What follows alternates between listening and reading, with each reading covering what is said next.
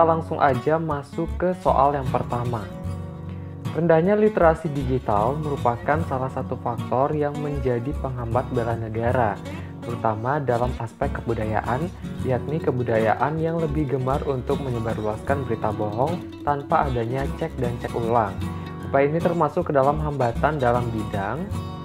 Oke teman-teman, dari soal itu sudah dapat kita temukan kata kuncinya ya, yaitu berita bohong. Nah, berita bohong ini dapat menjadi penghambat bela negara dalam bidang apa? Oke, mungkin kita langsung aja eliminasi satu-satu opsi jawabannya ya. Untuk opsi A, bidang pendidikan, dikarenakan literasi digital adalah upaya pendidikan yang tidak begitu penting untuk dipelajari. Nah, ini bukan ya teman-teman, justru literasi digital itu cukup penting ya untuk dipelajari, apalagi di zaman global seperti sekarang ini. Opsi yang B, sosial budaya, sebab perilaku tersebut mencerminkan budaya bangsa yang sudah mulai luntur akibat pengaruh luar, yakni hoax. Mungkin bisa disimpan dulu. Lalu untuk opsi C, bidang ekonomi, karena adanya faktor ekonomi yang bisa dilakukan, seperti penjualan pulsa internet. Ini juga bukan ya teman-teman.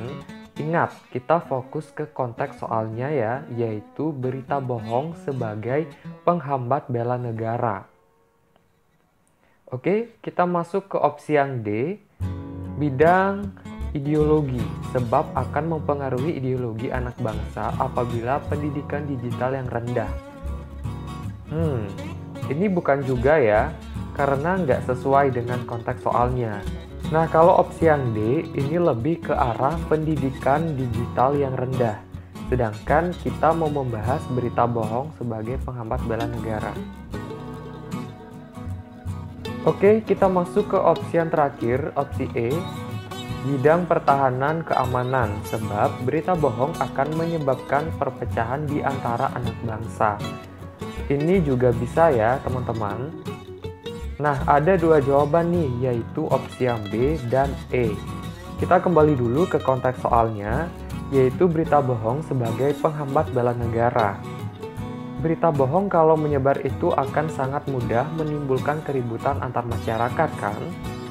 Keributan yang timbul akan sangat mudah menimbulkan perpecahan, sehingga hal ini akan mempengaruhi pertahanan keamanan negara. Maka dari itu, jawaban yang paling tepat opsi yang E. Sekarang kita masuk ke soal yang nomor 2. Saat pemilu ada tim koalisi dan oposisi. Terkadang para oknum politik partai menggunakan segala cara untuk mempengaruhi masyarakat agar memilih. Salah satunya adalah berita hoax atau informasi propaganda. Ini membuat kegaduhan dan gangguan yang ada di dalam negeri. Oleh sebab itu, mesti diminimalisir dengan. Oke, ini maksud soalnya adalah cara meminimalisir kegaduhan dan gangguan karena berita hoax saat pemilu. Nah, kita langsung aja eliminasi opsi jawabannya satu persatu. Opsi yang A, membuli para pelaku penyebar hoax tersebut agar jera dan tidak menyebarkan berita sesat lagi kalau bisa di masa langsung. Ini sudah salah banget ya teman-teman. Membuli orang supaya jera itu adalah cara yang salah. Apalagi di sini ada kata kalau bisa di masa langsung, itu kita sudah tidak boleh ya untuk seenaknya gitu, karena kita sudah ada di negara hukum. Lalu untuk opsi yang B, melakukan komunikasi kepada masyarakat luas bahwa jangan mau dibohongi para pelaku politik, mending apatis dan tidak memilih. Nah, ini juga udah salah ya, karena ada kata mending apatis dan tidak memilih. Kita sebagai warga negara itu harus menggunakan hak suara kita untuk kemajuan bersama. Jadi jangan golput ya. Opsi yang C, melakukan tindakan persuasif dengan menyadarkan pelaku bahwa tindakan salah dan tidak pantas untuk dipergunakan. Ini bisa ya teman-teman, kita simpan dulu. Lalu untuk opsi yang D, Memberikan uang kepada media massa agar memberikan informasi tengah kepada masyarakat. Uangnya adalah hasil iuran bersama. Ini juga menurut aku kurang tepat ya. Kalau ini jatuhnya tindakan penyuapan karena memberikan uang. Lalu untuk opsi yang E, membiarkan saja karena itu tidaklah penting bagi kehidupan bangsa ke depannya. Mau apa dan bagaimana tidak menjadi urusan. Nah ini udah nggak mungkin lagi menjadi jawaban yang benar. Berarti hanya ada satu opsi yang tersisa dan yang benar itu adalah opsi yang C. Oke, kita lanjut ke soal yang nomor 3. Nah, kalau tipe soal yang kayak gini, mending dibaca soalnya dulu deh. Barulah nanti kita sesuaikan apa yang diminta dengan opsi yang ada. Dari pernyataan di atas, yang termasuk gerakan radikalisme adalah, mungkin sebelum kita jawab soalnya, aku mau ngasih tahu dulu nih, gerakan radikalisme itu apa. Gerakan radikalisme adalah suatu paham atau aliran yang menginginkan perubahan atau pembaharuan sosial dan politik dengan cara kekerasan yang biasanya dilekatkan dengan tindakan teroris. Kalau dilihat opsinya, ini semuanya mirip-mirip ya, tapi coba kita cari yang jawabannya paling tepat deh. Coba kita pahami baik-baik pembahasan yang tadi aku kasih. Salah satu contoh tindakan teroris itu adalah melakukan aksi bom bunuh diri. Nah, itu ada di opsi yang satu ya. Terus, untuk contoh aliran yang ingin perubahan itu adalah aksi anti Pancasila dan NKRI. Nah, sebenarnya di sini ada dua sih. Aksi anti Pancasila itu ada di poin 5 sama di poin 3. Cuman memang poin 5 itu lebih unggul karena ada kata anti Pancasila dan NKRI. Nah, jadi jawaban yang paling tepat itu ada di opsi yang A, nomor 1 dan 5. Kita masuk ke soal yang nomor 4. Negara adalah organisasi yang dalam suatu wilayah dapat memaksakan kekuasaan secara sah terhadap semua golongan kekuasaan lainnya dan yang dapat menetapkan tujuan-tujuan dari kehidupan bersama itu. Negara menetapkan cara-cara dan batas-batas sampai mana kekuasaan dapat digunakan dalam kehidupan bersama, baik oleh individu, golongan atau asosiasi, maupun oleh negara sendiri. Dengan demikian, negara dapat mengintegrasikan dan membimbing kegiatan-kegiatan sosial dari penduduknya ke arah tujuan bersama. Dalam hal ini, yang merupakan tugas negara, kecuali.